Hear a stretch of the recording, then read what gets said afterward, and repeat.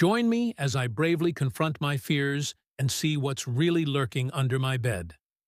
As a kid, I was always terrified of what could be hiding under my bed. You know, that dark, mysterious space that seemed to stretch on forever.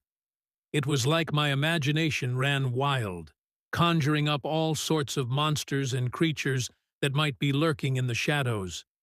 But I'm not alone, right? Who didn't have that one fear growing up?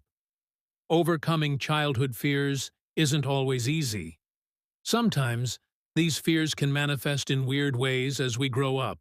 Like, have you ever caught yourself checking under your bed or in the closet before going to sleep? Yeah, been there, done that. It's funny how some fears can stick with us, even when we know they're irrational. What do you think is under your bed? A lost sock, a dusty old toy, or maybe something more sinister?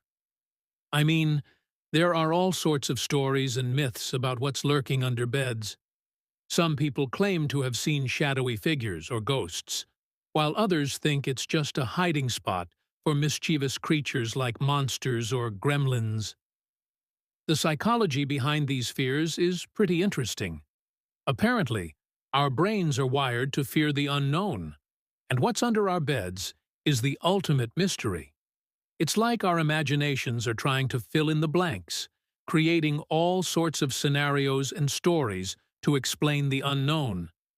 But what if I told you that sometimes the truth is way more surprising than fiction? I did some digging and found some crazy stories about things that were actually found under beds. Like, one guy found a huge stash of cash, while another person discovered a family of raccoons. Okay, maybe that's not exactly what I found under my bed, but it's still pretty cool to think about.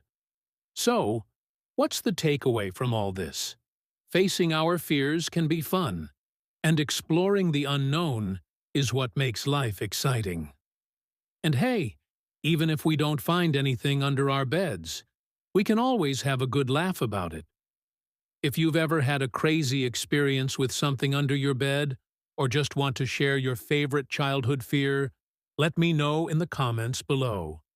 And if you're curious about more spooky or just plain weird stories, check out my other video on urban legends.